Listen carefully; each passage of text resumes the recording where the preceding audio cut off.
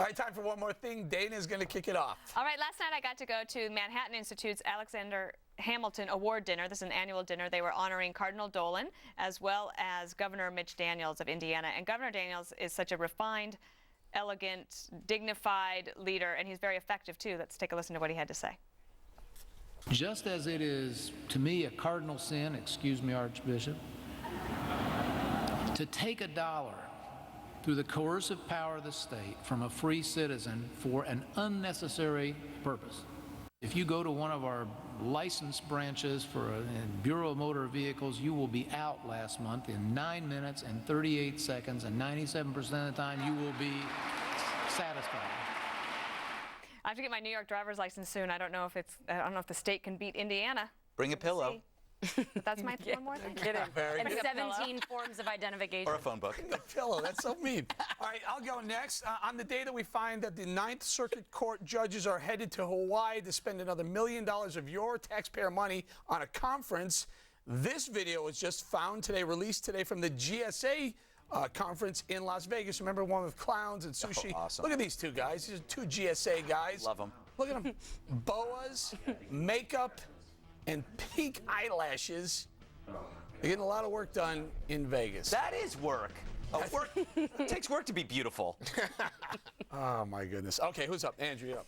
So on Friday on the show, we talked about Dreams from My Father, and we previewed a Hannity special that was on Friday, which gave a closer look into Obama's past because the media has neglected to do that. Another book that I strongly encourage everyone to read, The Roots of Obama's Rage by Dinesh D'Souza. If you don't know Dinesh D'Souza, he is a genius. He is really skilled, and this book gives a really close look into what motivates the president, and it goes beyond Dreams of My Father. It's fascinating. You must read it, please, before Election Day to figure out who our president is. Okay, Gregory, you're up, my man.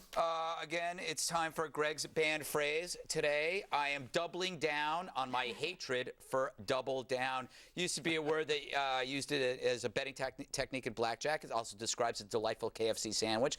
Now people are using it on everything. They're doubling down on this, doubling down on that. Just say stick to your guns. I'm going to stick to my guns and then go like this. But like in 2 weeks, and stick to your guns is going to be a banned phrase. Of course it is. Stick to your guns is an old You're classic taking away phrase. every word that we could use. You know, low-hanging fruit. We can't use anything anymore. Low-hanging fruit. You can still use that. You sure? Yes, you can. Yes, yes. Right, Fact of the matter is you can. Fact of the matter is, At the end of the day. Just saying. Let's be perfectly clear. Gentlemen, behave. All right, so last night, President Obama went to Joplin, Missouri, and spoke to the graduating class at Joplin High. Why? After he was busy with all the world leaders, because a year ago today, a tornado tore through Joplin. You know, 161 people died. The tornado had 200-mile-per-hour winds, cut a 13-mile-long, quarter-of-a-mile swath through the town. 7 of those students died. The high school was destroyed.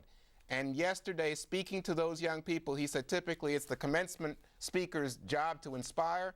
And he said those young people inspired him. I might also add they inspired the likes of Angelina Jolie, Brad Pitt to give money. People from all over America understood what happened in Joplin. God bless them. Yeah, it wasn't just Angelina Jolie and Brad Pitt, but it was a lot of people that don't make gazillions of dollars that decided to pitch in to try to help them. But the people of Missouri really, time and again, every year, they have to deal with one of these natural disasters, and they come back stronger. Right. It's impressive. Well, the kids got a lot of scholarships. Prayers go out to the people of Joplin, doing a great job coming back. Before we go, don't forget, O'Reilly tonight, 8 p.m. is going to expose the Occupy Wall Street funding. That's it for us on The 5. Thanks for watching. See you tomorrow.